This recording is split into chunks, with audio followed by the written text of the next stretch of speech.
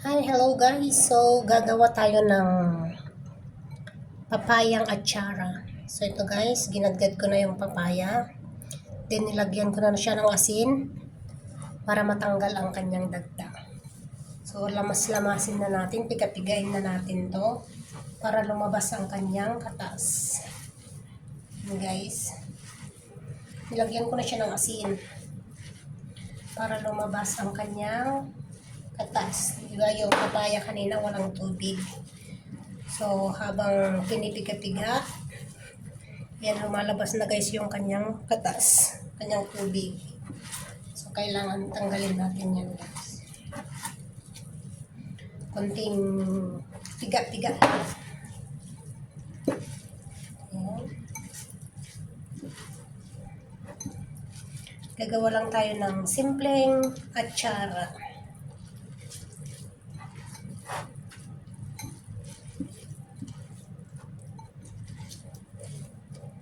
So, ayan guys.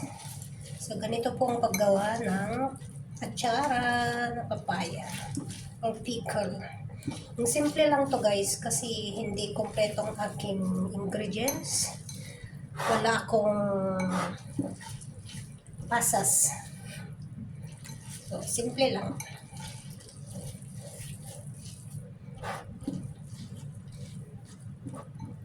So, ito guys, pwede na natin pigain para matanggal ang kanyang tubig. So, ayan, pigain na natin.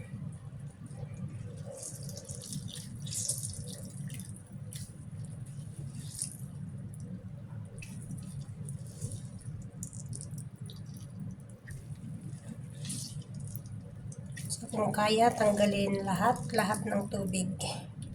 Wala kasi akong pampiga na yung manipis na damit sana, yung tela. Ganun. Pero okay naman to. Ayan, ganyan.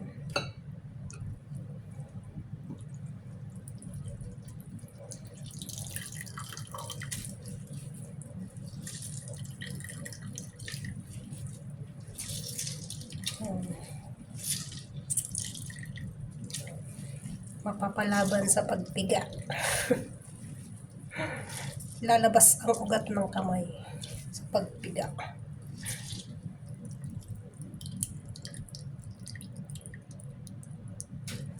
So, ayan guys. Saka.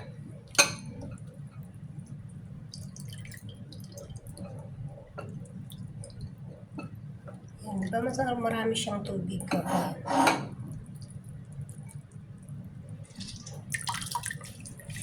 Mano-mano.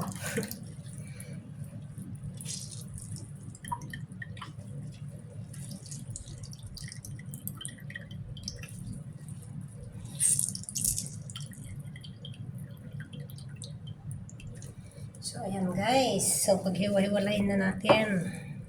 Ayan.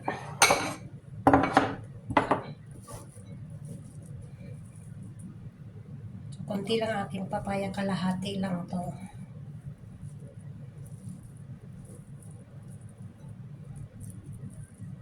So, lagay muna natin dito. And then, punta na tayo sa ilalagay natin na suka.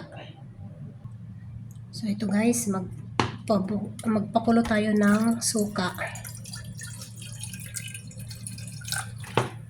Ayan, dahil hindi naman masyadong marami ang aking gagawin, so konti lang.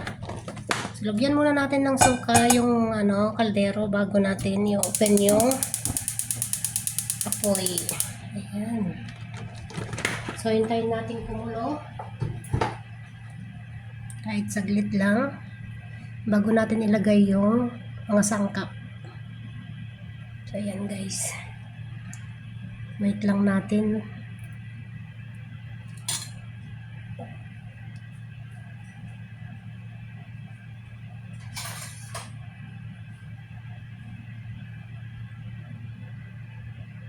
So, ayan guys, kumukulo na. So, maglagay na tayo ng asukal. Depende sa inyo kung gaano katamis ang gusto nyo. So, bahala na kayo mag-adjust guys.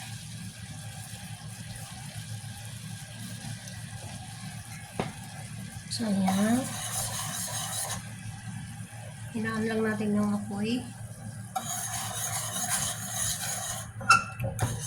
So, haluin natin hanggang matunaw ang asukal. Then, maglagay din tayo ng paminta.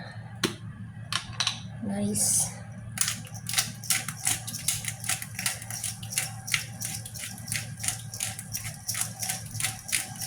So, habang kumukulo guys, pwede natin ilagay yung ginger. Yun. Pwede natin pakuluan saglit. Yung ginger, bawang, tsaka sibuyas. Ayan.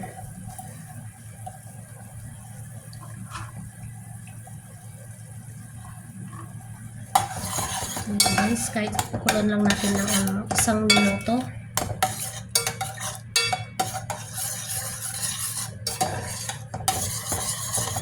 Tulad ng sinabi ko guys, nasa inyo kung gaano katamis ang gusto nyo. Nakadepende sa inyo.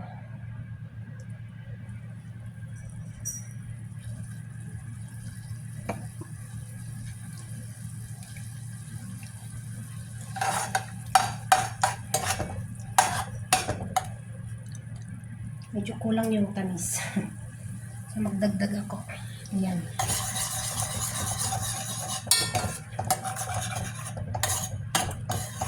So ganito lang guys kasimple ang gumawa ng atsara. Pantanggal umay.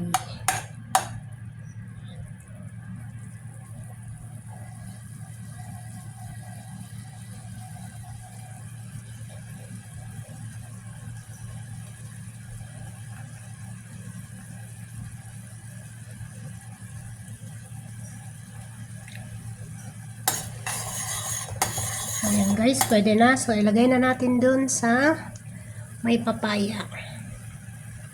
Okay, let's go. So, ito na guys ang ating papaya. Then, maglalagay din po tayo ng carrots. So, ginadgad ko na rin yung carrots para parehas na sila.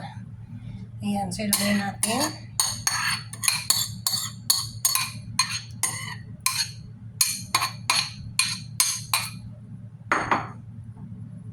Ayan. And then, ibuhos na natin dito yung ginawa nating sauce. Yung suka na may asukal. Ayan, dito na rin po yung mga sangkap. So, ayan. Lagay na natin. Ayun, guys. So, halo-haloin natin dyan. Ayan. So, nakagawa na ako ng simpleng atsara ng papaya. Pantanggal umay. So, hayaan natin na